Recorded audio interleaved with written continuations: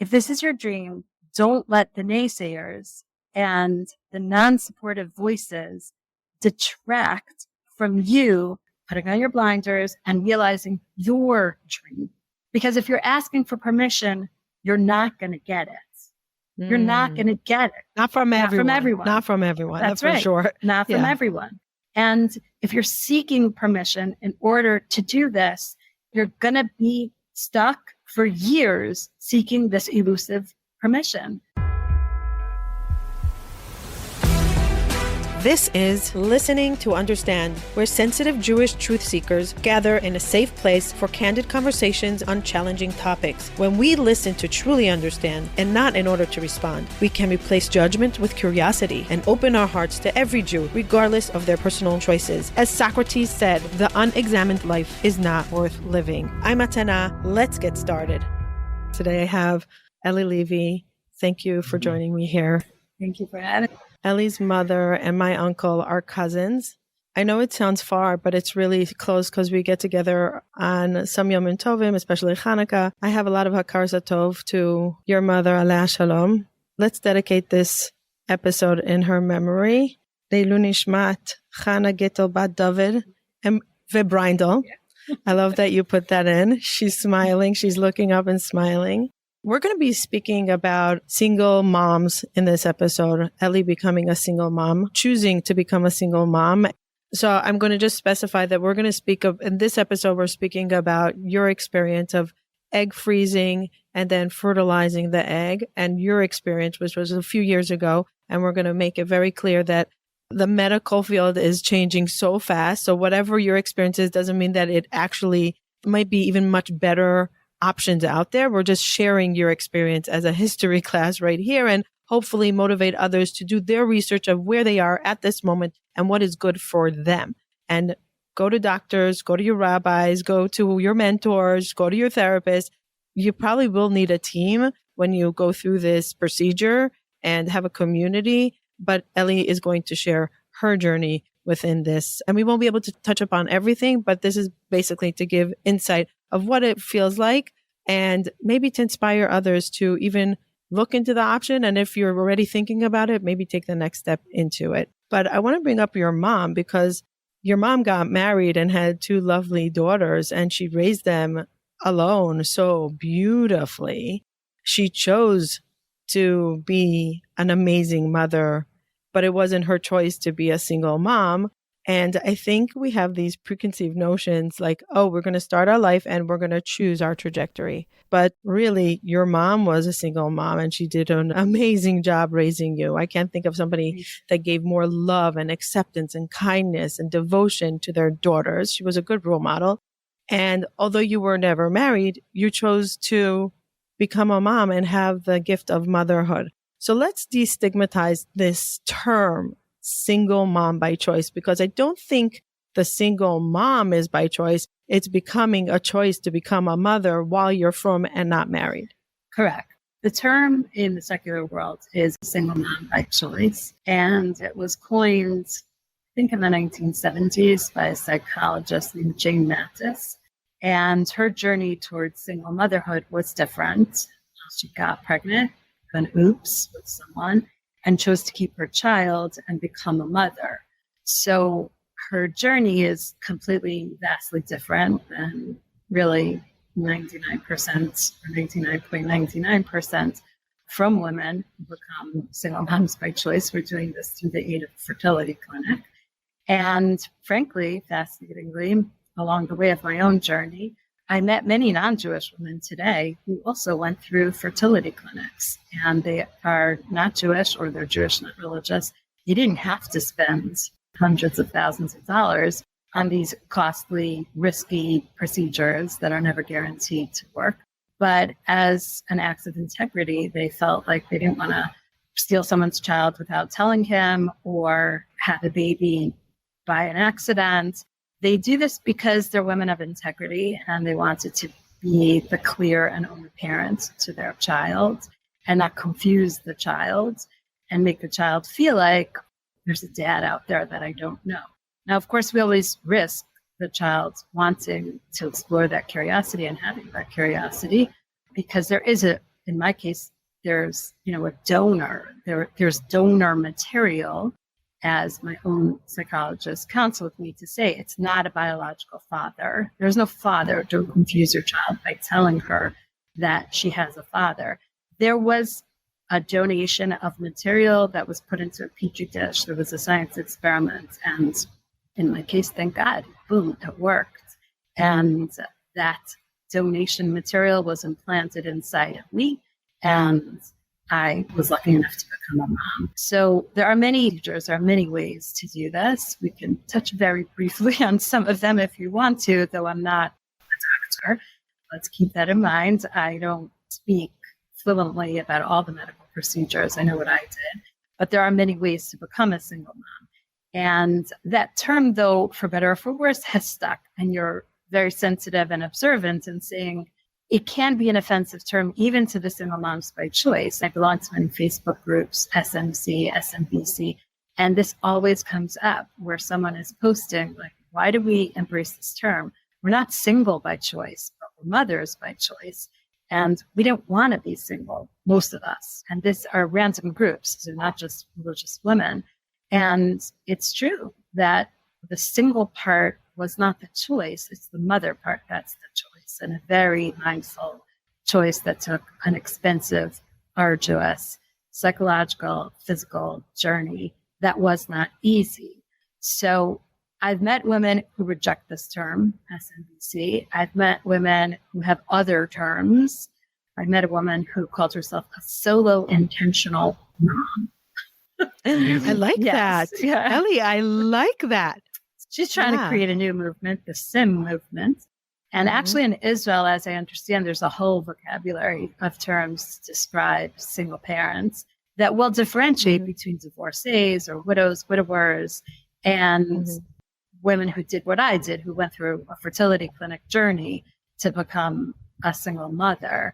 So I don't know all the vocabulary, but I know that they do differentiate. And it should be noted, like you're saying, the difference between my mother's situation and my situation is true.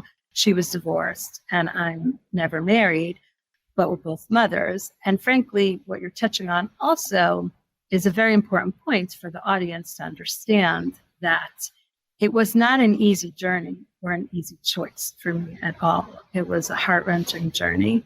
And it took a lot of time to get there and a lot of psychological readiness and preparedness. And as I mentioned, I went to a psychologist to help me get there. But it was much easier for me because I did have a role model in my own childhood growing up in the home of a single mom. And we were very highly functional Jews. And we were 3 girls, but we made Kiddush, we made Havdalah, we made a Pesach Seder. We know how to be from and run a completely from home that is holy and beautiful and halachic. And we also knew our limits. We always asked Shilos. Until this day, I always ask Shilos. And in addition to my team being comprised of a psychologist, it was definitely comprised of a highly competent and knowledgeable Rav who is really a halachic heavyweight champion in fertility. So that's also a point maybe we should make now, that just like you wouldn't go to a cardiologist to talk about having a baby on your own, there are different rabbis and they have different specialties. And it's really important to find a rabbi who really knows the halachos of fertility, or who's humble enough to tell you, I don't, but I will ask your questions for you to someone who does, or I will put you in touch with someone who does. As it turned out, really by happenstance, my own Rav, who always answered my shilos, is that Rav who is a fertility expert. And frankly, I never knew that. I never knew that about him. Wow. I'm busy asking him, is my spoon tray for, can I do this or that? And these kind of other little shilos along the way of my life. And the way I discovered that he had this massive body of fertility halachic knowledge was completely by accident, because in a sense, he cheated on him when I was doing this. I didn't know that he knew about this. And I went to a different person who said, I don't know, but I'll ask my Rav. And I said, who's that? And he named my Rav. Wow. So it was really ironic that here I was going elsewhere and landing up right back in his living room to speak with him. And it should be noted that my rabbi is a WhatsApp rabbi, which is great for your quick is my spoon treif kind of shaila. But when it came time to talk about fertility, it was not a WhatsApp conversation. This was me calling him saying, I'd like to schedule an appointment with you.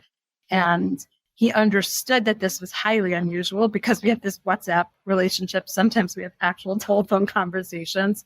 But when I said, no, I need to come to your living room and sit down with you for an hour of your time, he understood something big is coming.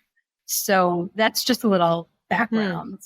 Background for the name and your intention behind it. Ellie, you've been dating for a long time. At what point did you start thinking, maybe I'm going to go and freeze my eggs, that if I don't get married, I'm going to at least have the gift of being a mother? Yeah, it was a heart-wrenching decision. And frankly, when I started hearing about other single women freezing their eggs, I wasn't ready. And I was even angry. And I felt like they're giving up, not that they're planting seeds for the future. I felt like, oh, they've given up on themselves. They have no more hope. And then it suddenly became a trend. And it became a trend because everyone around me was doing it. And it felt like the inevitable thing that I must do.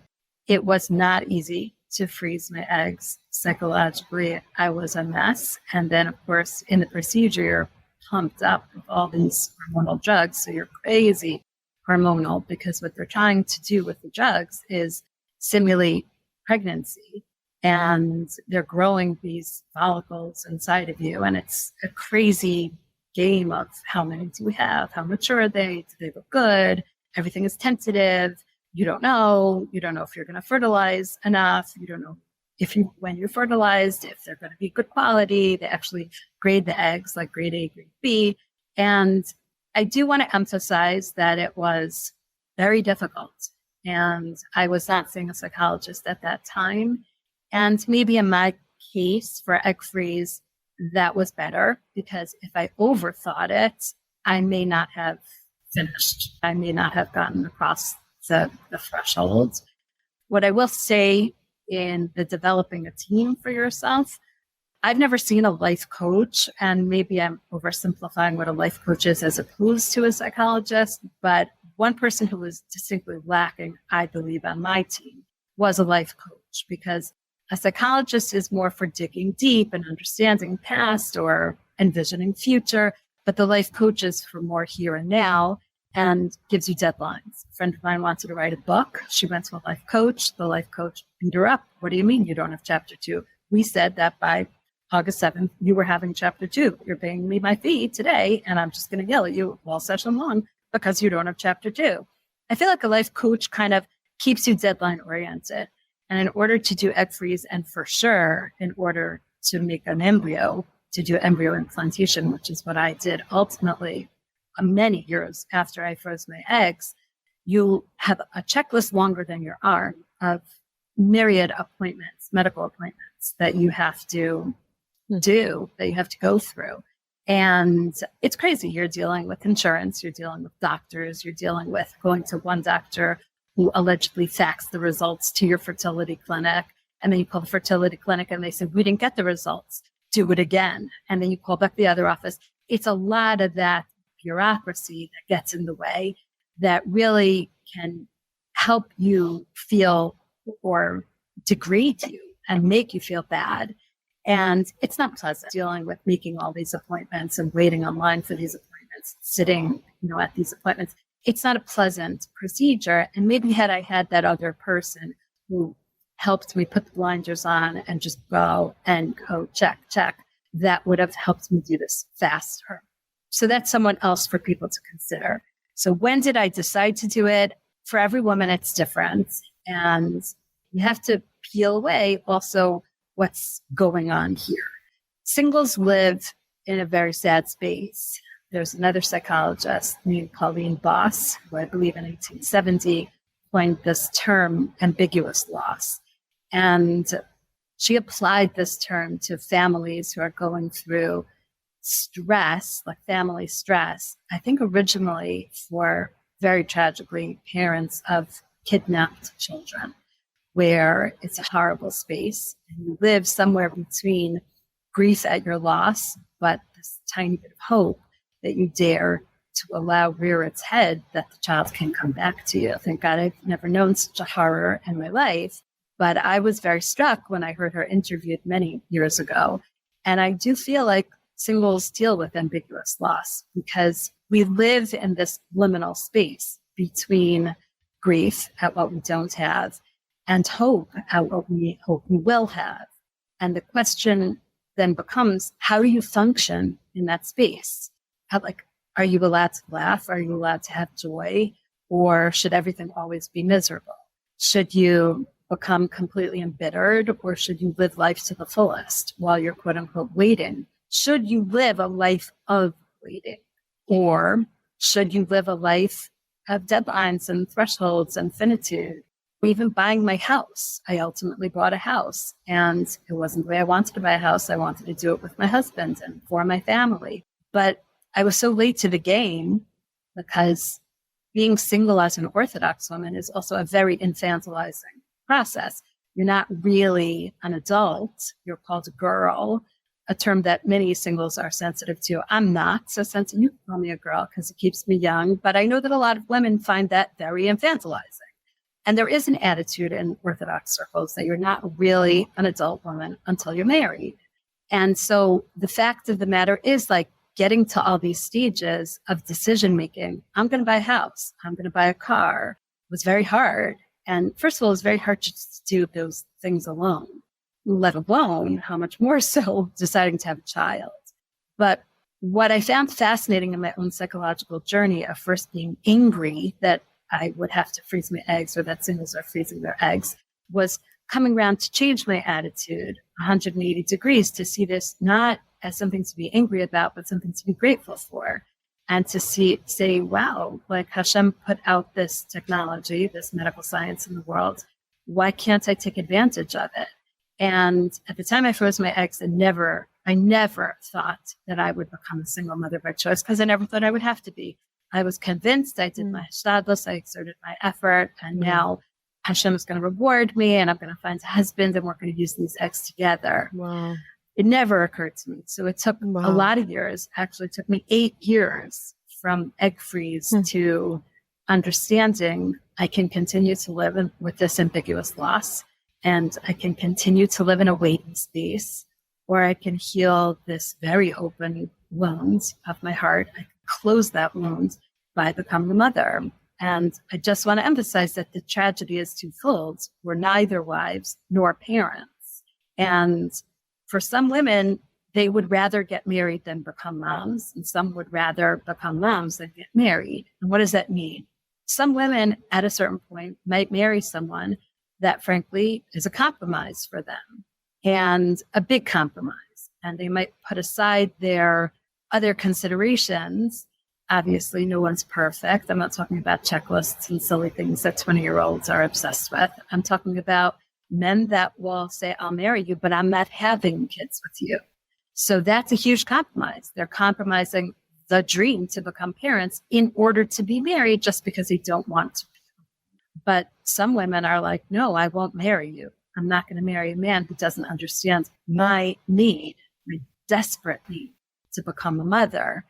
And so they make the choice to become moms and to go down the mom route. And it should be noted that if you go down the mom route at whatever age, 37, 42, 49, 48, I'm just listing all the ages of my acquaintances and friends who are single moms by choice. They did this at these different ages, 50, 59. I know a woman who did this at 59. Whatever your cutoff is, you have to understand that you can embrace this technology and close the hole that exists in your heart.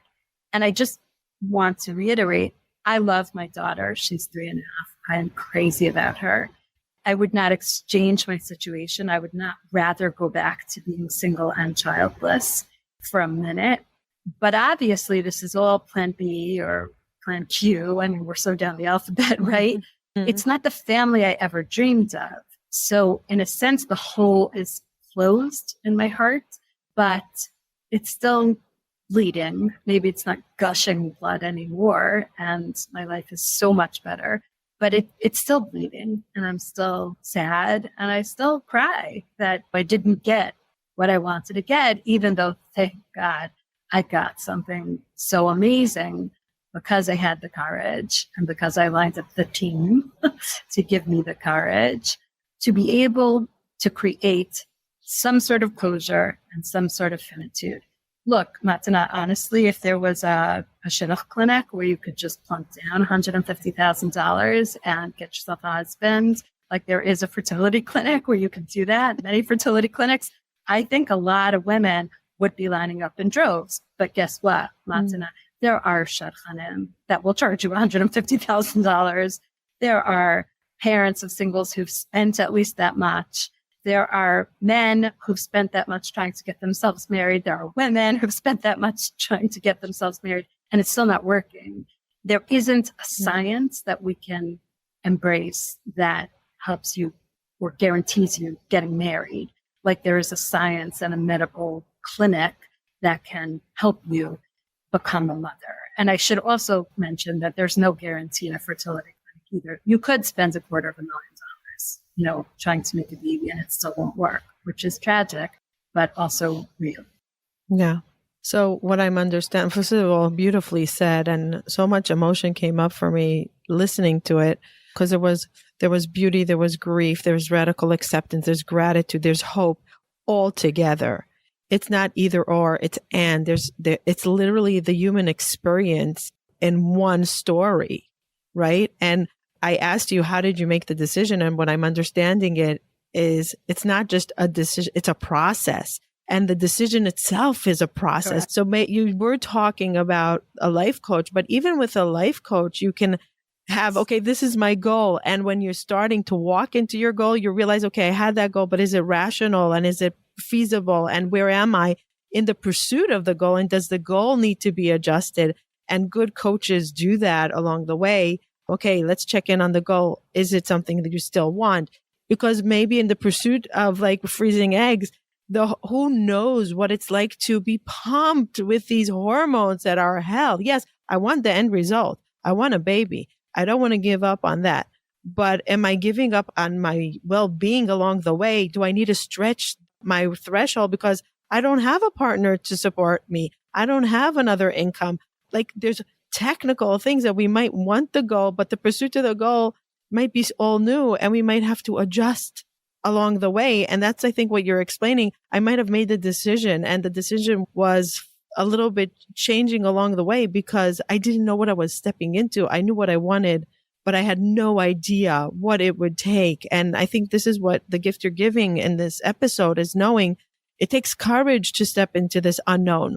And it's very unknown and a lot of stigma and a lot of fear and at the same time, a lot of desire. So give yourself that kindness of surround yourself with the team and find a team that fits for you and come with grace that even if you did want the deadline, it might be a little bit later and that's okay.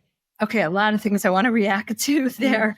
First of all, you said something important that I knew what the end result that I wanted was, which was to have a baby in my arms. I also knew there was a lot of risk in fertility treatment and there is a lot of failure. And there may be more failure than success. And it is true that some women, when confronted with failure, will actually make the decision to get off the track.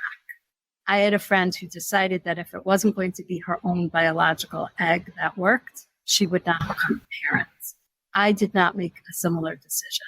I knew that if my eggs failed, there are other procedures. There's donor egg, there's donor embryo. And if all fails and I can't hold a viable pregnancy, I could become an adoptive mother. I could adopt a child. And frankly, I had one friend who tried to freeze her eggs, didn't get any good results from the eggs, and immediately went to adoption as her next step because her goal was motherhood, period. It didn't matter to her. And she wasn't interested in spending tens of thousands of dollars and lots of physical exertion, going through the highs and lows and the emotional crazy that is the space of the fertility clinic in order to realize her. So everyone has to understand and define for themselves what is the goal. Okay. I knew I was willing to go through the full gamut of fertility treatment that was available to me in order to exhaust that option. And if not, then look at adoption. And I did start looking into adoption and researching it. And that's a whole other world full of highs and lows, and certainly no guarantees for single women. Much of the world, not in America, but outside, if you try to adopt from other countries, they're discriminating against single women.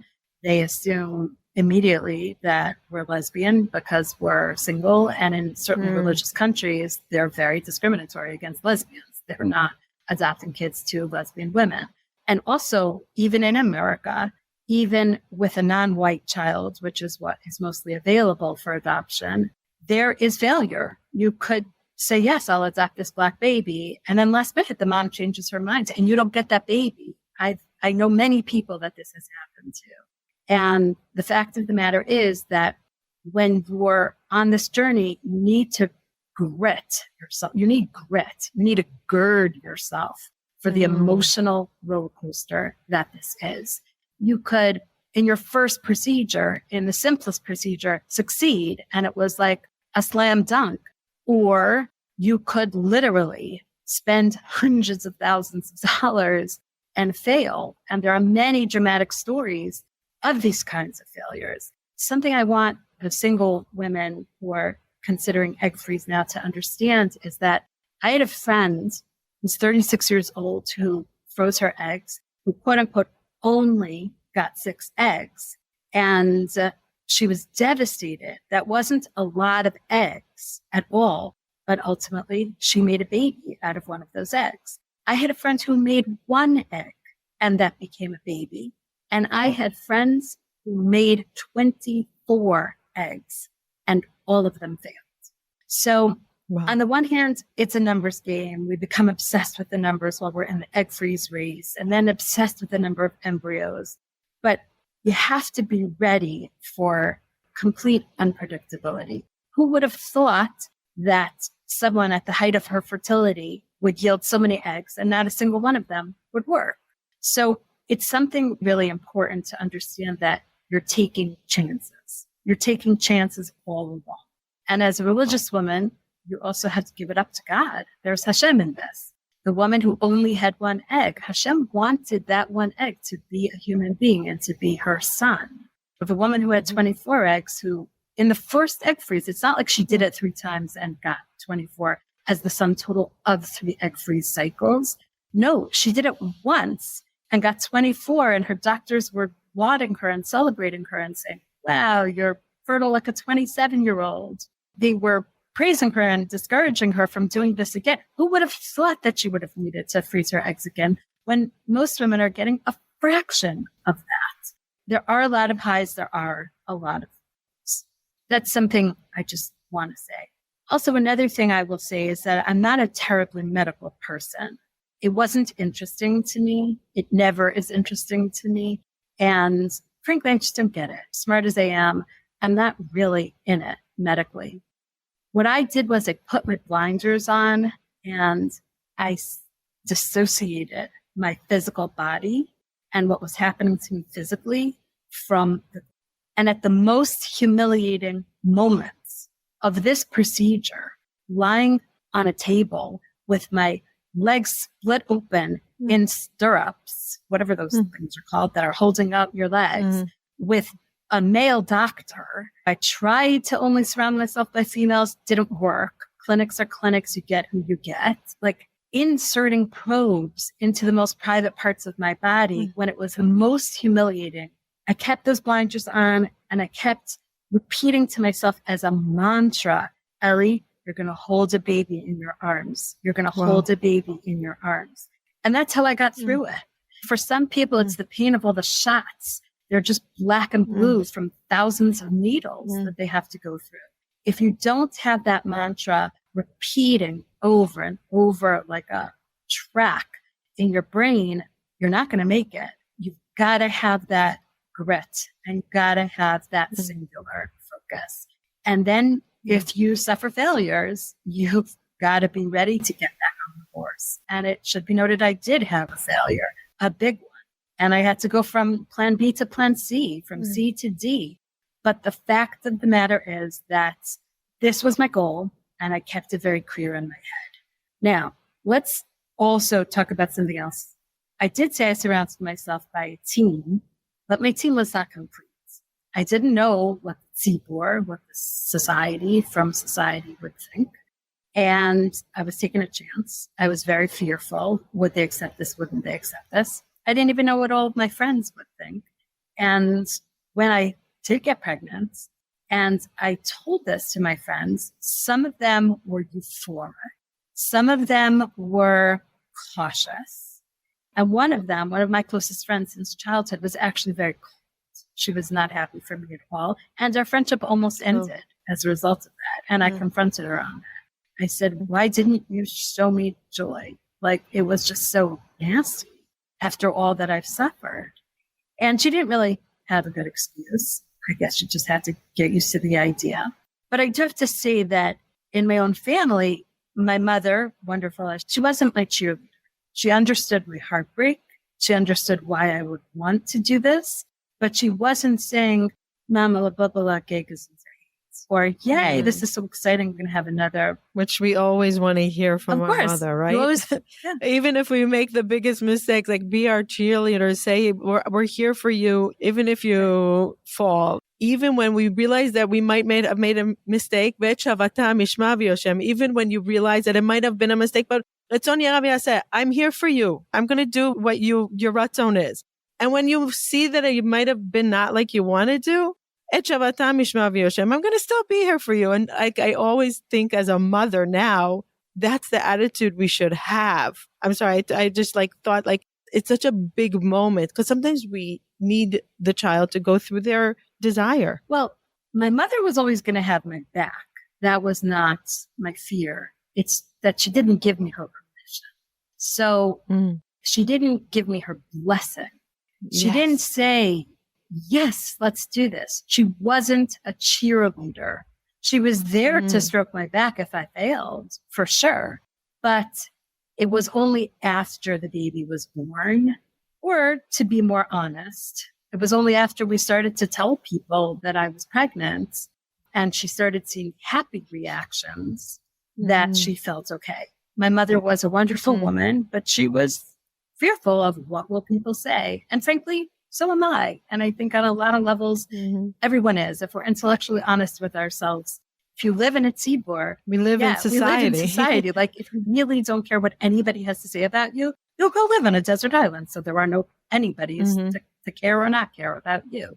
And the fact of the matter is that everybody, to a certain extent, does care what will other people say. So when my mother started to see the reactions of her friends, that they weren't so damning or they weren't so nasty, the fact of the matter is she calmed down. And the same thing for my sister, same exact thing for my sister. And with my sister, she has kids. So that was her biggest fear. How will my kids react to this? And I do have to ever grateful to my niece, Meira, who at the time was only 18. She was 15 years old when I had this baby. And she was euphoric. She was so excited. She was jumping for joy. And I think she really set the tone in the family. She was so excited because she has two younger siblings that are close in age to her, and they didn't have a baby, and all their siblings up and down the block had a new baby in the family every 2 years. She was obsessed with babies, and she was so excited. And my younger niece, who was 13 at the time, was confused and didn't know what to do or how to react. And my niece Meira turned to her and said, "What are you confused about? What are you nervous about? Don't you get it? We are going to have a baby in our family. Our own baby. She's going to be ours." And that's how they treat her. They treat her like she is their youngest. Wow. And I want you to know that this experience is matching up with a bunch of women I know who are becoming single moms, that it's not their immediate peers. It's not the generation older than us. It's not our own generation, but it's younger generations who are so accepting of this. And all of my niece's friends, my baby's name is Ayala. We want to see Ayelet. We want to play with Ayelet. And I remember when I had my baby. I actually went to my sister afterwards to recover with my baby nurse. And I would wake up on Shabbos morning and I'd be like, where's my baby? Like one of my nieces was parading her around the neighborhood up and down the block. Like it was hysterical. They were just trotting her out. There was no shame. There was just total joy. And that really set the tone. It set the tone amongst their friends. It set the tone in my family. It set the tone in the neighborhood. And because they were excited, other people were excited. So my team wasn't complete, and then it became completed in weird ways.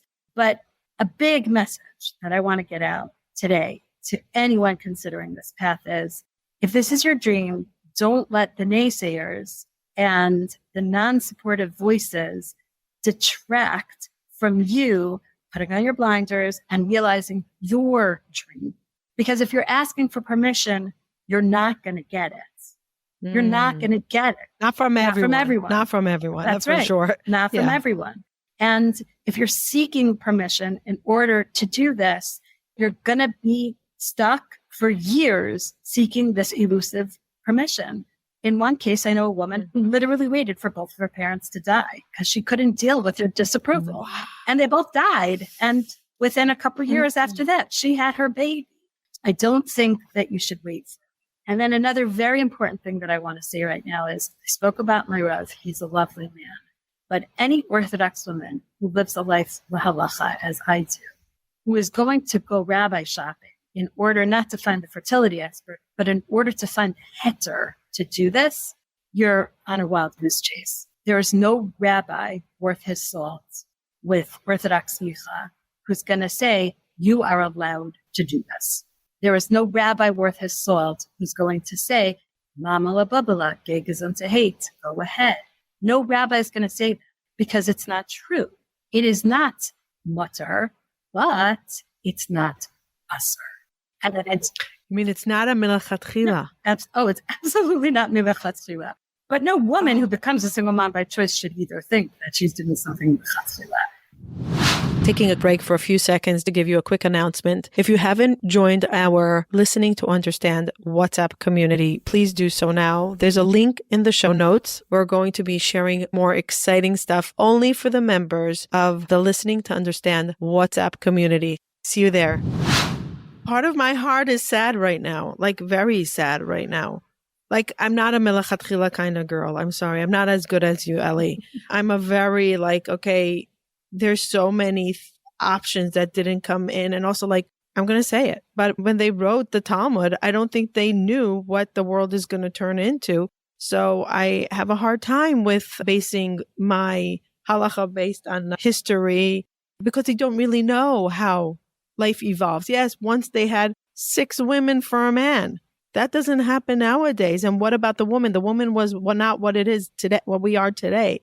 So part of me is sad to hear that it's not a milachatchila.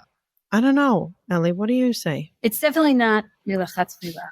And what a knowledgeable Rav will say, an unknowledgeable Rav will be narrow-minded and say, this is asr.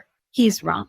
That's not true. You go to the Rosh Yeshiva today, and they're going to say, it isn't mutter, but it isn't asr. And they're going to say a little bit, but in a modified version, what you said, which is this is a halachic unknown. That's why it's not asr, meaning the Gemara couldn't predict that we would have the science and the technology to enable such a procedure. So the Gemara couldn't weigh in on this.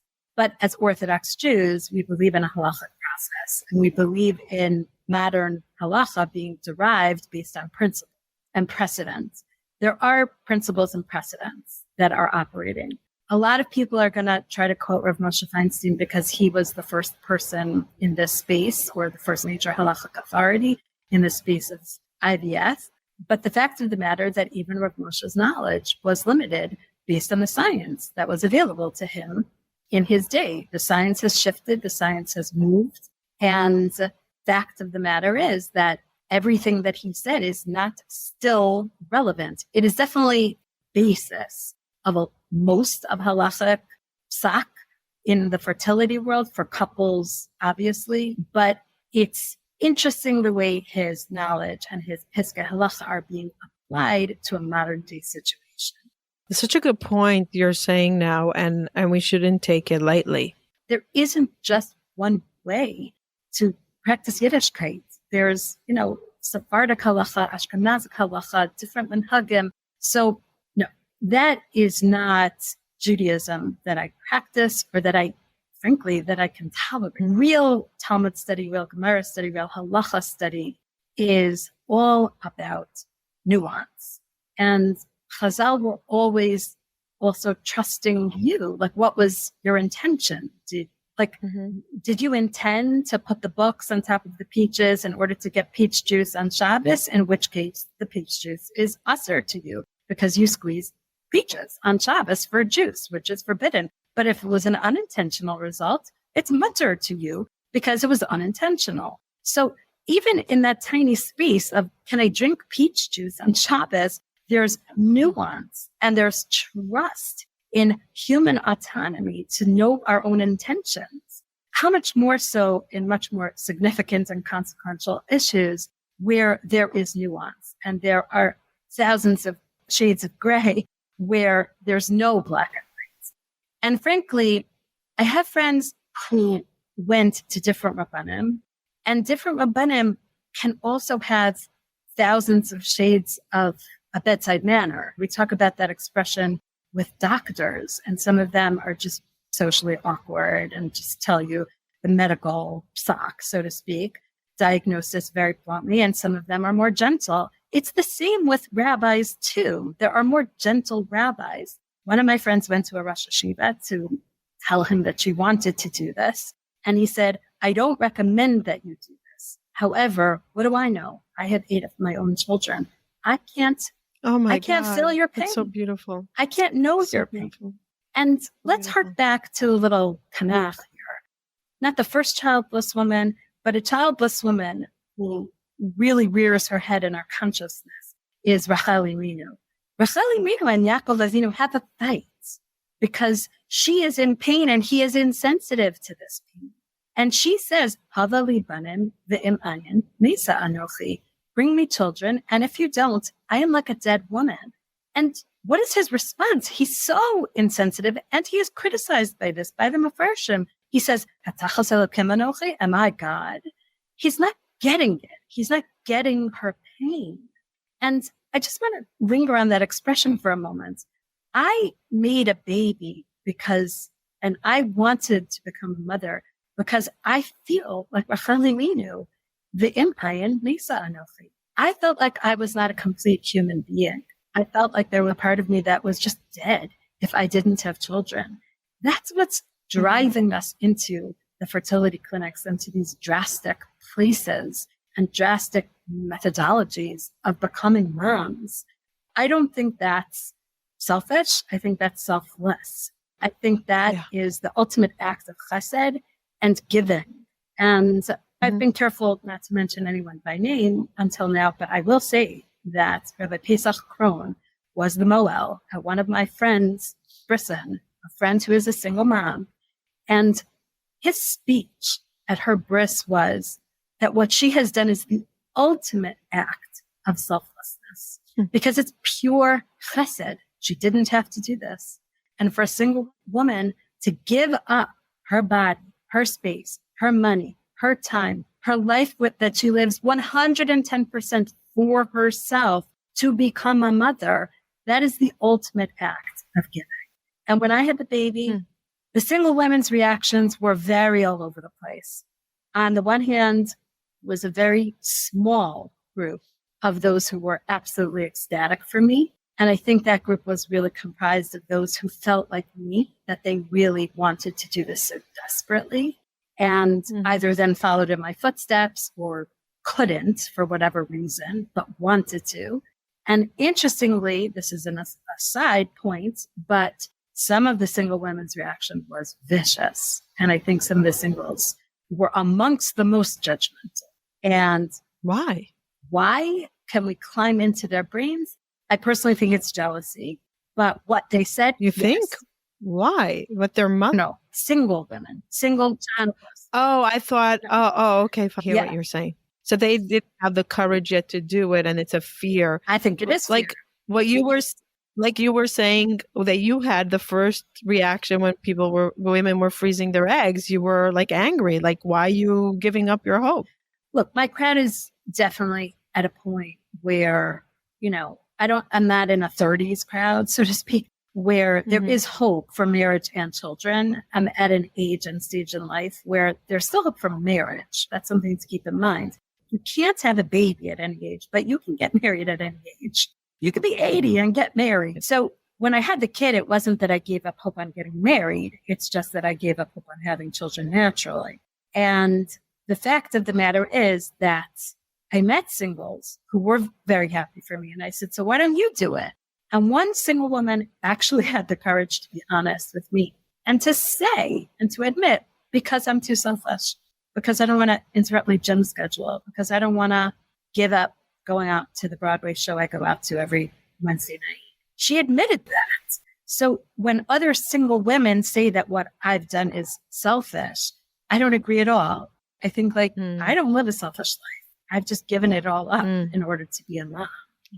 So again, zooming out, the team is important, but the team is going to be peppered by different personalities. Those who are super supportive, those who are not at all supportive and judgmental and critical, those who are on the fence, those who are on the fence when you say you want to do this, and even when you say you're pregnant, but afterwards, wow, they came through. I have a Satmar friend who was not supportive, but now that my Ayelet is in this world, she's always saying, send me pictures, and then she's always criticizing me. She doesn't have enough jewelry. So she sends her a bracelet in the mail. She sends her a pair of earrings in the mail. So she's come round. She's come round because people have to understand that if they're too judgmental of their single friends who want to do this or who have done this, they're going to lose their single friends.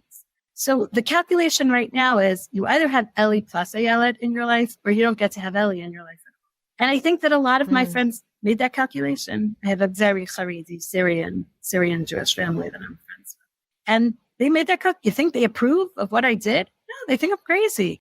But they understood the drive to become a mother. And they also understood it's either Ellie and Ayelet or we don't get Ellie. So they chose Ellie and Ayelet. And there we are, just spent Shabbos with them in Lakewood this past Shabbos. So the fact of the matter is that the sisters, the mothers, you have to make that calculation. Like, are we going to support our single in our life to realize her dream and have her be part of our life? Or are we just going to lose her altogether?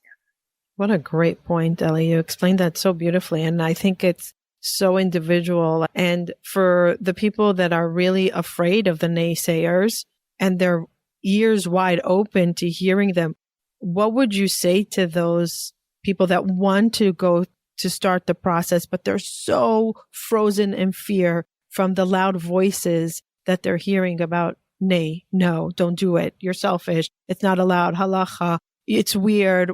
Whatever they're going to say. What do you say to those people that are really wanting to do this, but they're so paralyzed by the naysayers around them? So it's like I said, you're not going to get their permission and you're not going to necessarily even change their attitudes. If you feel as strongly as I did and as strongly as Rochelle Maynard did, that you can't live your life without children, you better just do this by yourself. And I used to say, I would say until a month ago, don't worry, everyone's going to come around in the end. Because with me, thank God that's what happened. Everyone came around in the end.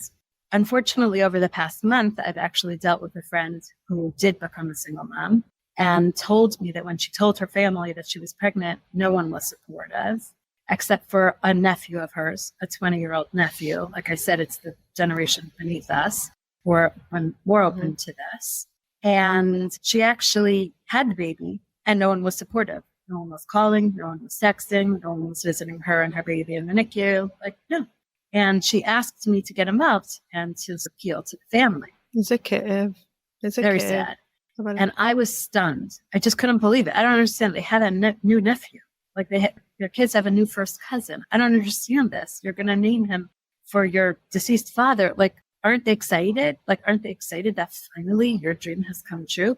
And they weren't. And I was asked to intervene. And I do have to say that I definitely bludgeoned this sister and brother-in-law. into conformity. Like, I didn't change their hearts. I didn't change their minds. They still believed that what she did was selfish and was unfair to the child, to bring a child into this world with a disadvantage of no father. Okay, that's also part of the selfishness, that you're already disadvantaging the child by making him or her an orphan, so to speak. I didn't change their minds, but I then ultimately resorted to this stark reality. I tried to appeal to their sympathy. I tried to say, hasn't she suffered enough? All these decades of being single and alone and having her heart broken and not being married and being childless. Like, doesn't this move you to be euphoric for her, to be so joyous for her? That didn't work. That didn't move the needle. So then I bludgeoned them with my choice. I was like, okay, so you either have her in your life the way you wanted her, the way she always was, the older aunt who financially helped you and lent you all the babysitting hours and gave, and like every single bar mitzvah, she's giving a $250 course. You think they were going to spend $250 on a gift for her? And she'll never catch up. She's not about to have 4 kids or 8 kids. She'll never catch up. We're talking about one single gift. And none of this guilt worked, but I gave them that reality. Look, you are confronted by the choice of losing her completely or taking her plus her baby into your lives, period. And once I made that stark reality for them, you're either 100% in or 100% cut off. They chose to be 100% in. But I can't say. Kol hakavod, Ellie. Kol hakavod, Ellie. Maybe they needed that push, and once they are 100% in, like mitoch lo lishma balishma, I really believe that it might turn around, and they needed permission to accept. Like, and you gave them the permission to accept, and once they accept, they're going to love. I have a feeling that it's going to turn around like that. I don't know that I gave them permission to accept. I threatened them to accept. No, but I'm saying, I know that you're doing, the way you presented it was more like a threat, but I think that threat was more of, okay, you got to take it. You got to take it or you're going to lose it all. And I will say, though, tragically, I have heard about other women who did actually lose their families. And now they're... Oh, my God. Okay, but I think it's more rare. Let's go back to your question. What would I say to the women who want to do this? I would say do it and stop dawdling, because you're only losing precious time. And find your support, because you will find, nowadays you can find communities and support and loved ones, and you can reach out to Ellie to find communities that you can surround yourself with support and find. And sometimes we have to move away from the people that we thought were there for us to the new person that we want to become, because it's not working for us the way it is. So like chapter number, whatever, 7, 8, 9, 10. And that's okay. And that's okay. What I said to this friend was also, this particular friend did not tell a number of her own close friends that she was pregnant. And I said, you can't just bring the baby on them. You can't just like send them an invitation. Yeah, like, hi, I had the baby. And she said, no, I'm not telling them. And I dug deep and I finally got it out of her. Why aren't you telling them? And she said, because when you had your baby, Ellie, you should have seen how vicious their reactions were. And these were single women, 3 single women that she's close to. And guess what? She just sprung the baby on them, and they're very angry, and they are very sad. And not one of them showed up to her baby's breast because they were excluded. Look, the fact of the matter is that if your dream is to climb Mount Everest, don't listen to all the people around you saying, you're too old, you're not strong enough, you're not going to make it. A lot of people die on Mount Everest. People, they don't make it. They make it to the top and they don't make it down. Like, you could reach the pinnacle and then you could die on the way down. You don't surround yourself by that. You surround yourself by people who've done it, people who went through the training, people who survived it, people who survived failures but are still back at it. Exactly. You surround yourself by the team that's going to get you to your goal. So she felt that she couldn't have these people on her pregnancy team, on her journey to becoming a single mom, because they were naysayers. Exactly. They were just going to throw constant negativity in her face. Yeah, I hear that, Ellie. I hear that. I was talking to my mother earlier and she was sharing with me something that she heard in one of these Lashon Hara 9-day seminars in Israel. And she shared something with me. I don't know. I don't remember who said it. It doesn't matter. And it was supposed to be very inspiring about October 7th.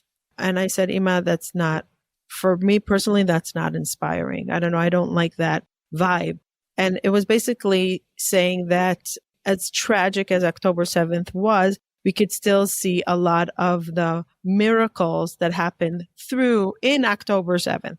And I said, is it somebody that actually lost a loved one there? Is it somebody that fought there?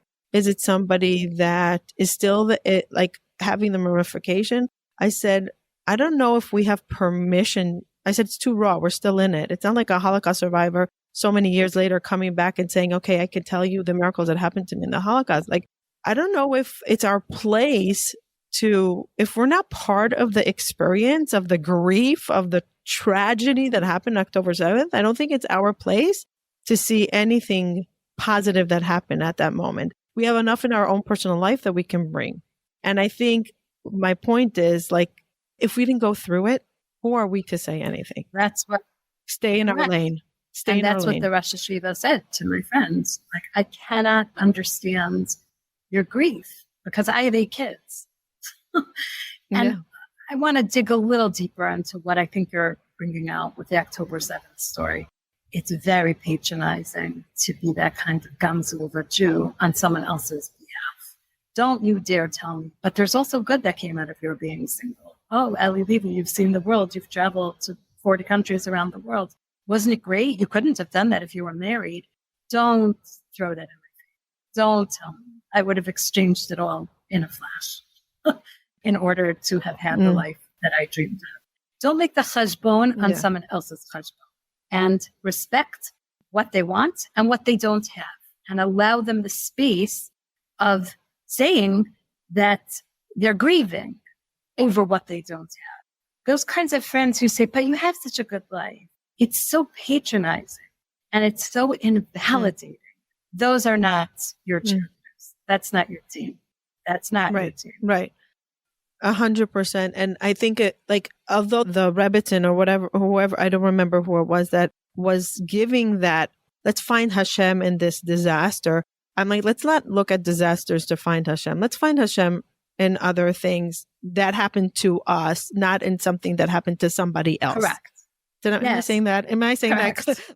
Let's just find the miracles in our own life that we could say, you can say what you found out of being single, what you learned out of being single and what you feel grateful for. But no one else should tell you what to feel grateful for. I think it's interesting. Let's talk about Hashem. Let's talk about God. I think this is worthy of its own podcast or many dozens of podcasts. But my relationship with Hashem is complicated. And it's, on the one hand, I'm so grateful because I had this baby, but on the other hand, Hashem really, decades of dating and decades of your saying no, essentially rejecting me as a candidate for what it seems to me like everybody else had come to them so easily. The God piece is complex. And I have to say, I'm a big Hasidista of Ellie Wiesel. And Ellie Wiesel, I once heard him speak, and he said that in every single speech he gave around the world, he always got the same question from someone in the audience, which was, after the Holocaust, how can you believe in God? And she would look at them and say, what do you mean, how could I believe in God? Of course I believe in God. I just feel entitled to my rage. So it's a stormy relationship. And I want you to know that I don't just have from women calling. I actually had a Catholic woman, or I should say a lapsed Catholic woman. And she got my name through a non-Jewish colleague of ours, a mutual friend of ours. And she said, Ellie, I know dozens and dozens of single moms by choice, but I don't know anyone who's religious. So my friend told me, you're an Orthodox Jew. I said, I want her number right now because I am God. How do you forgive God? How do you still have God in the mix? You're still Orthodox. I don't get it. She's like, I'm so angry. I can't allow God into this. Why am I still single? Why are all my friends married? Why are all my sisters married? Why does everybody have kids? Why don't I? And I shared this story with her. anger at God is a very Jewish thing. We have a lot of role models, anger with God. Avram Avinu, Moshe Rabbeinu, Eliyahu Hanavi, Zephaniah. We have a lot of role models for this. But to have God in your life and be angry at him is not a Christian concept, because really Christians don't have they barely have any mitzvahs at all. And their one and only and greatest mitzvah is loving God and believing that God loves you and believing that everything God does to you is for the best. And she is rebelling against this. And what I was trying to convince her was, in this case, literally don't throw the baby out with the bathwater. And there still can be God and religion in your life, and it might well improve your future baby's life. And the fact of the matter is, though, that it's complicated. And I want people to make space for that complication. That said, my life is 110% halachic. I'm not willing to throw the baby out with the bathwater. So it's complicated. So I have my rage. But I also have my shilos weekly. This morning, I WhatsApped my rabbi to say, it's the 9 days, but I forgot to cut Ayelet's nails. She's 3.5. Like, can I do this? And his answer, by the way, is yes. So we're down to the tzipor here. We're down to the details of the details. We're down to the nails. I'm going to live my life halachically. I'm not 100% happy, but this is the system I've chosen, and this is the system I'm going to participate in down to the toenails. And that's the decision that I have made, period. Ellie, I hope more people are like you, because I feel like we're sometimes so robotic, and we have this quote unquote like love affair with God, but are we in love with the halacha detail and passionate to the nth degree? I don't know. So I think your authenticity and your courage and your clarity of I have a complex relationship with God. Sometimes it's love, sometimes it's anger, sometimes it's maybe even disconnect emotionally, maybe, who knows? But I'm fully committed to the letter of the law. It's so beautiful. Thank you. Be'emet, a role model of, and if you look at Tehillim, it's full of that, right? Oh, yeah. David HaMelech, big role model for me. And Shlomo HaMelech, right? Yeah, like all of them. The angst that, as Matana, I have a special relationship with Tehillim because I have a draft of a book that's waiting to be published on Tehillim, because when my mother was ill, and everyone started a WhatsApp chat for Tehillim saying round the clock. And I'm not a big Tehillim zugger, as my mother used to say. I'm not a big Tehillim sayer because I am a big Tanakh learner. And I felt like, how can I say something that I don't understand? So I started a project that every week I would issue another essay on another parak of Tehillim. It was supposed to be a communal project, everyone together. I didn't have too many authors. In the end, I wrote more than half of the essays. But one of the things that I learned about Tehillim, and one of the reasons why David HaMelech is a very big hero for me in my life, is this venting and printing and publishing of his complex relationship with God and with other people, with alleged tzaddikim and gedolim of his dar, and with Hashem. It's a fascinating emotional roller coaster. And if we would just stop saying words that we don't understand and read it and learn it, we can find endless inspiration in Tehillim as very raw diary of a stormy relationship. Now, it happens to be that I would say 98% of the time, David HaMelech is the Baal Mammon Ha'amuti, like the most deepest man of faith that you will ever encounter. Because even in his blackest moments, he will always come back round in the text and articulate, but it's all for the best, but it's God, but it's Yad Hashem, but I thank you, Hashem, for the good. There are one or two, actually, that are more bleak than even Eicha, where he's actually finally submitting, throwing him a towel and saying, I don't see God in this. And as a result of that exception to the rule, some of the Parshanim say David HaMelech couldn't be the author of those, because with David, he always comes full circle back to God. There's always God in the mix. And that's the Ellie Wiesel right there. It's like, God is always there. I don't know that I like everything that I got out of God, but God is always there. Yeah. Yeah. And I often think, like going back to when your mother was not well and all these, the Tehillim chat, I think we have this idea, let's say Tehillim and it will change the decree. And I really think Tehillim is self-comforting or understanding the anguish we might be going, or Hodaya, or Shevach, or awe, the experience, find your experience in it, be relatable. Like it, that, oh, this is what I'm going through. And it's not so much, let's change the decree, Rachamei Shamayim. I think the Tehillim was bearing witness. I was so many years ago, and I'm still going to bear witness for what you're going through because it's somewhere here in a perek. You're going to find your story in this perek somewhere. So find the perek that you can relate to and sit with David HaMelech's feeling and say, okay, I'm not alone. Somebody else went through this and it's complex. Ellie, we have a few more questions and I want to try to, maybe we'll do a little bit of a rapid fire on the next few questions because I think they're very important. And of course, we can talk for hours on so many of these beautiful topics. I want to touch upon the fertility organization. So you told me before that it's not a 100% halachic thumbs up, okay.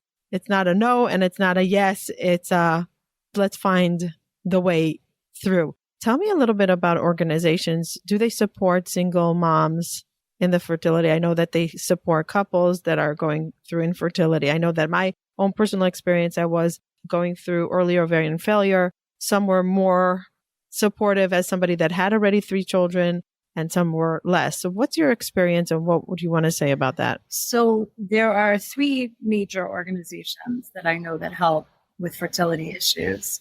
And 2 out of 3 will help women freeze their eggs. Briefly, there was a point, I believe, that the 3rd organization decided to help women freeze their eggs. And when I say decided to help, it's really more advice than finances. So no one's giving a single woman a check to help fund this expensive procedure, but they're really just offering advice. One of them that I worked with, they didn't give me money, but they got me their quote unquote organization discounts at the fertility clinic I was working at because of the volume of women that they send to this fertility clinic. The clinic sort of gives the discounted rate, so to speak. So I saved $1,000. Was a dent in how much I spent. But the fact of the matter is that it was a something. When I guess every $1,000 counts ultimately. The 3rd organization, I think very briefly, was given a grant by someone in the community for single women. I'm not really sure how it resolved itself in the end. But none of these 3 organizations will support a woman defrosting those frozen eggs and becoming a mom.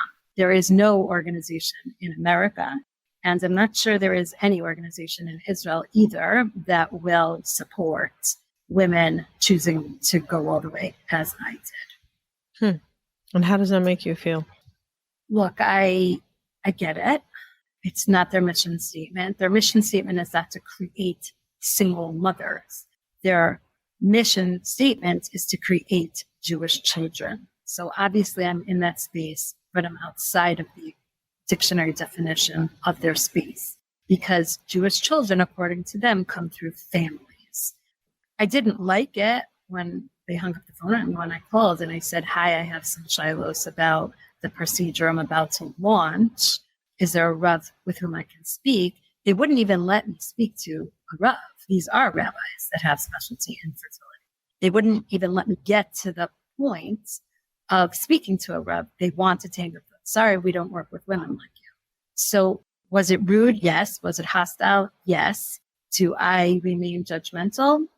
Yes and no. The fact of the matter is that when I did this, I knew full well that not every door would be open to me.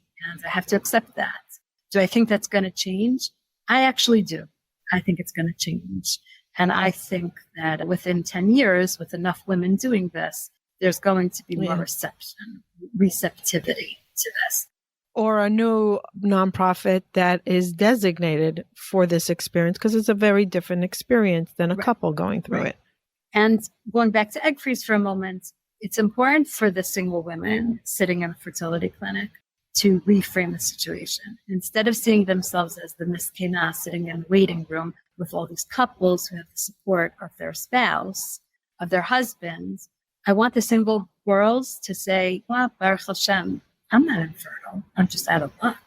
So it's a very important distinction to make.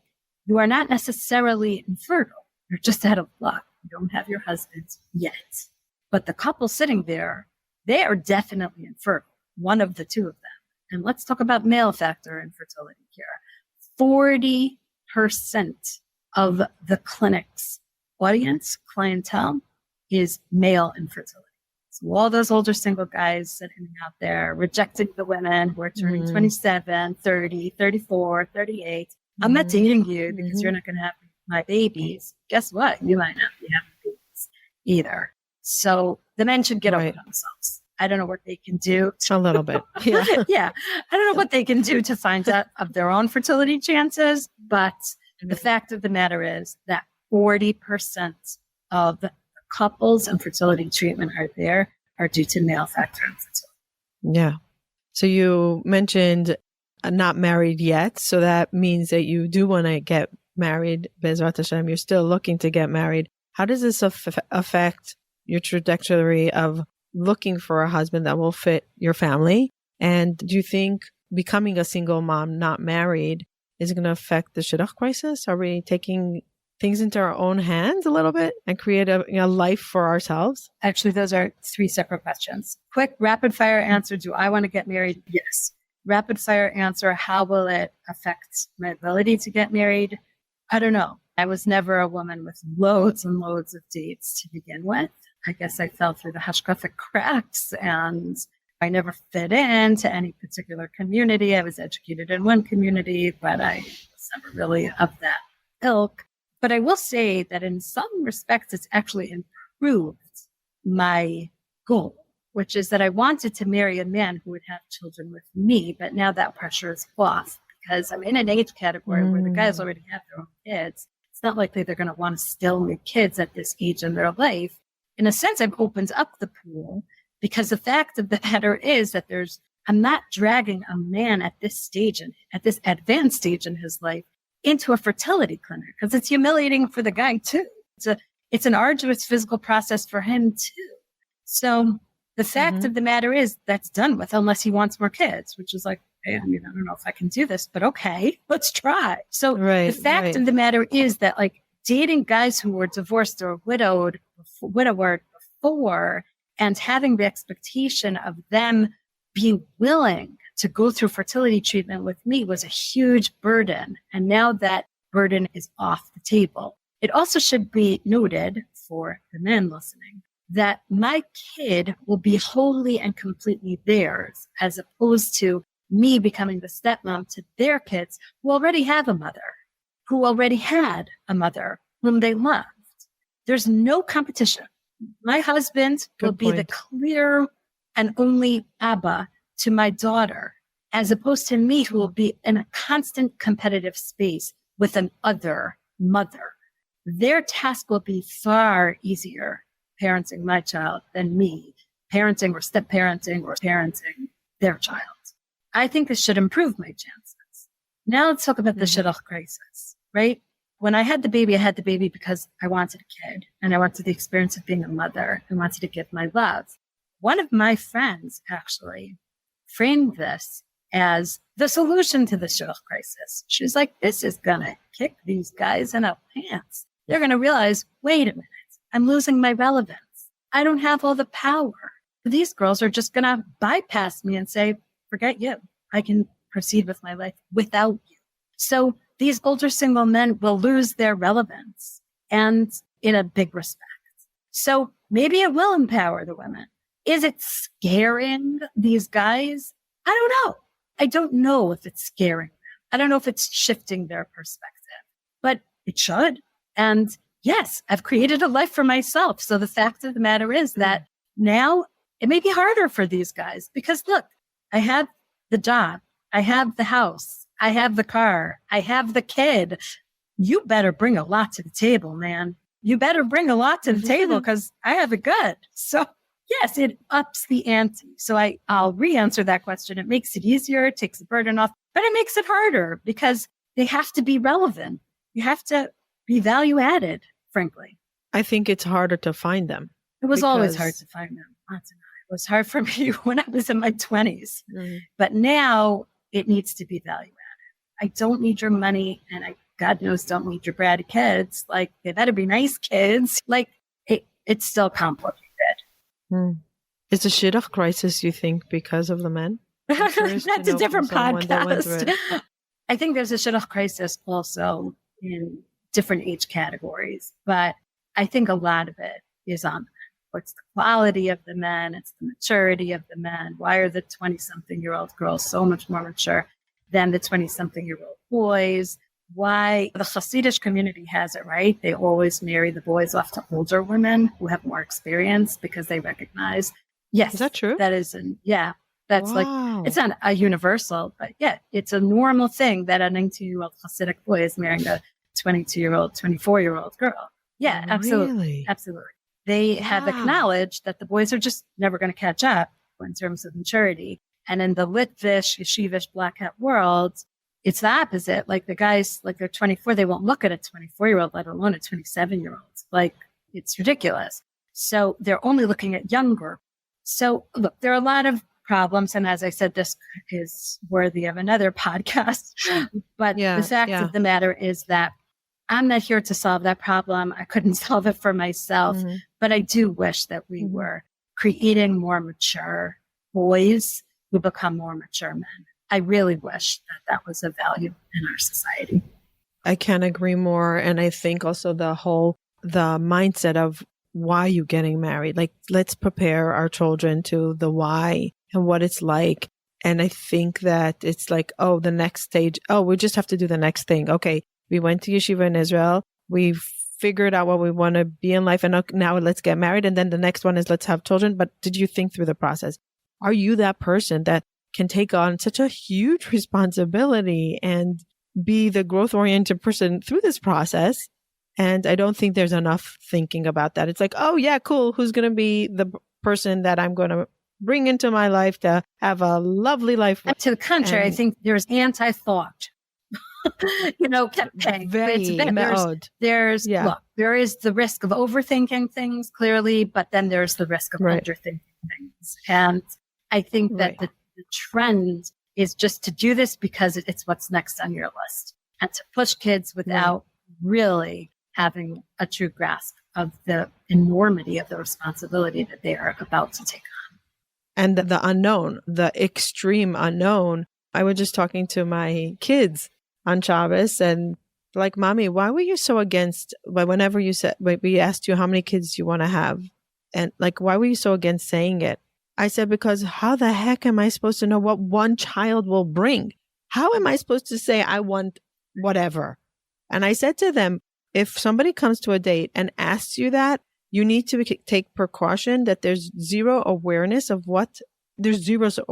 it's irrelevant. So I think there's two instances of lack of awareness. On the one hand, there's lack of self-awareness, but on the other hand, there's lack of awareness of God. You're not God. You could say, I want 8 kids, but what if God gives you 2? Or like, it's so ridiculous to think that we run the show. We started the podcast by speaking about understanding that it doesn't matter if you get 24 eggs or 1 egg. It's God who's going to determine if you're getting 24 kids or 1 kid out of those eggs. So I think they know that. I think they're saying, if God allows, I want 6. And I'm saying, even if God allows, how do you know that you can handle 6? How do you know that after 1, you're not falling apart? How do you know what that 1 is? How do you know the 1 and the 2 won't clash and you need? How do you know where your marriage is going to stand? How do you know where your finances are going to stand? How are you going to know where you're going to be in life? Like, how do you know to say 6, to say 8, to say 3? Like, I feel like it's such a cheap way of looking at neshamot. These are neshamot. Like, let's take 1 at a time and see how it goes and how we evolve. And it was just in a conversation that I was saying to my children, like, and you should ask yourselves also, like, and my kids were all on board. Like, yeah, we're going to take it 1 at a time and see like how things are and when and what and how, like, so much. Great.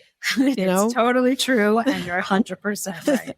Yeah. So Ellie, we're going to wrap this up with, was there any surprises for the good, for the not so good, any regrets along the process, and any advice that you would give somebody that's listening to this and saying, okay, Ellie, give me chizuk to start the journey what would you advise? I know it's a big, but it's a big multiple question, but you can answer it with one long answer. Regret that I didn't do it. There are definitely regrets that I didn't do it sooner. I spent all those years shopping for approval and permission. And the fact of the matter is, had I done it sooner, I probably could have done it again and had another kid. Prizes, pleasant surprises. The big one was this sort of euphoric explosion of joy for me from most of my world, that they were so happy for me in the end. So I wasted all that time wondering if they would be. But also one surprise, we didn't talk about this, is that maybe it's a surprise and maybe it's a strategy, like a mindful strategy that single women should have, and advice, which is humor. There were some actually very funny things that happened along the way. And I'll just give a brief example. The hardest decision by far when you're in this process is selecting the sperm donor. And the danger is to think that I'm going shopping through an online catalog of a man who would have been my husband, or a man who should be the father of my child. That's a mistake. That's not what you're doing. You're shopping for genetic material that's going to go in a petri dish and make a science experiment that may or may not work. You have to dissociate yourself emotionally and psychologically from this human being and just see it as genetic donor material. And so one funny thing was, my psychologist said to me, so what kind of sperm donor are you going to go for? And I said, I'm going to take revenge on all these Jewish guys who rejected me. I'm going for a jock. 6'7", blonde hair, blue eyes, the anti-Jew, right? And she laughed and she smiled and she said, no, you're not. That was funny for you to get off your chest, but you're not doing that because the goal is for the kid to look as much like you as possible. The child will be born without a father, but you don't want people to question your connection to this child. Now, I would have had to work that out had I adopted a Black child or a Latino child that wouldn't look like me. But I wasn't going for that procedure. That would have been the next therapy session and the next procedure. Right. But I wasn't. I was going for a child, right? So that was important advice, and it was a moment of humor. But then it really still was difficult. It was difficult to get this sperm donor. And the funniest moments, I think, in all of it was that I received an email. I spent months just delaying and procrastinating and not being able to make that decision. And I got an email from it's like a sperm donor website. It's a business, no donations. It's a real business. It costs money. Right. And they wrote me an email saying, Black Friday sale, 2 for 1. And it finally kicks me in the pants. And I made a decision. And while I was responding to this email, I realized, wow, this is the most surreal Black Friday sale I've ever participated in. Wow. Like, long gone are the days when I was 15, waking up at 5 o'clock in the morning to get on the subway to get to Macy's to wait online for the Black Friday sale. It was hysterical. It wasn't a great pair of shoes or gorgeous wedding dress. It was like a Black Friday sale on sperm. It was... Yeah, wow. It was crazy. And I burst into laughter and I realized, okay, whatever it takes to get you there, whatever it takes to get you there. And so that's what it took for me to launch that part of the journey. The journey was long and complicated after that. But at that moment, that was the funny email that came into my inbox that pushed me. So advice that I would give to others is, and to conclude and to sum up what we said, embrace your sadness, embrace the grief, embrace the rage. Maybe none of it's going to go away, but also embrace your sense of humor. Do anything to get you through it. Surround yourself by the proper people and make sure you find the proper people. Don't go it alone. It's tough. It's hard. And whether that's other women who've done it, other women who want to do it, the right rabbi, the right psychologist, the right fertility clinic, by the way. There are a lot of bad clinics out there. Or there are varied clinics. Sometimes they work for some people and sometimes they don't work for you. I had to switch clinics in the middle. That was a big switch. And it came after a terrible failure where I was furious at the way they treated me. I had to start all over again at a new place. And I found a lot of peace and a lot of shalom and ultimately success at my next clinic. Mm-hmm. So take the journey step by step, put your blinders on, define your goals, know what they are. And don't let anyone distract you. Just do it. And don't wait until you know if you want to have a baby through fertility to freeze your eggs. Do it early on. I think that's one of the things that you're mentioning. Even if you're not sure, maybe go through the freezing of the eggs process earlier. Is that what you were? That's part of it. People have to realize there are expenses associated with everything. The earlier you freeze your eggs, the longer you'll pay storage fees. But so it's gonna, like, do you really want to, like, if you're 25 years old, so you want to rack up $15,000 worth of storage fees by the time you're 40 and having to use these eggs? So first step is an OBGYN. Talk to them. And for different women, it'll be different times. In my time, they were saying that the best age to do this is 34, 35.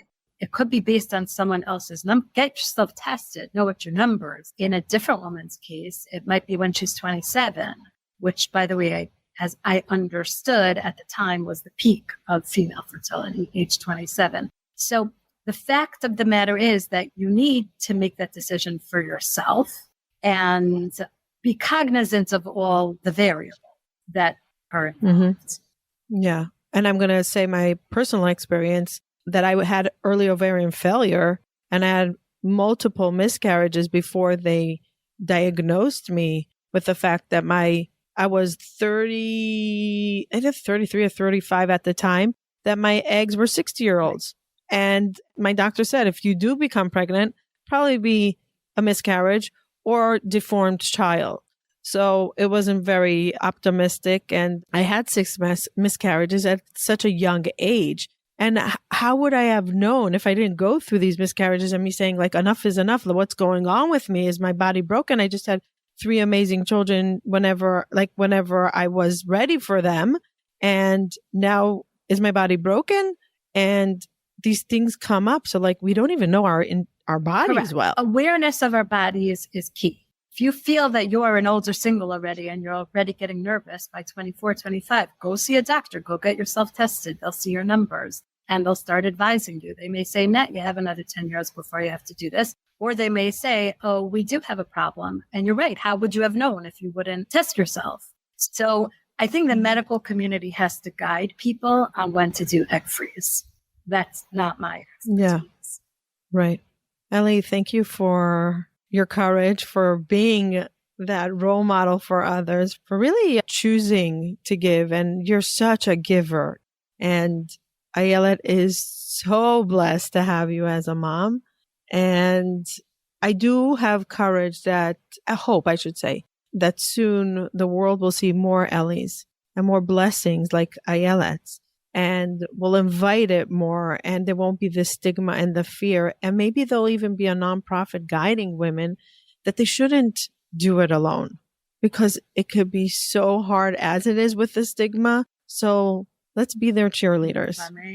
Thank you for having me and for allowing this topic to get out there. Yeah. And I hope a lot hear this and take it to heart. And if anybody has any questions, can they reach out to you? Okay, we're going to put Ellie's email in the show notes, and maybe even we'll put in the show notes some groups, Facebook groups or any other groups that you can recommend women that are starting to go down this journey.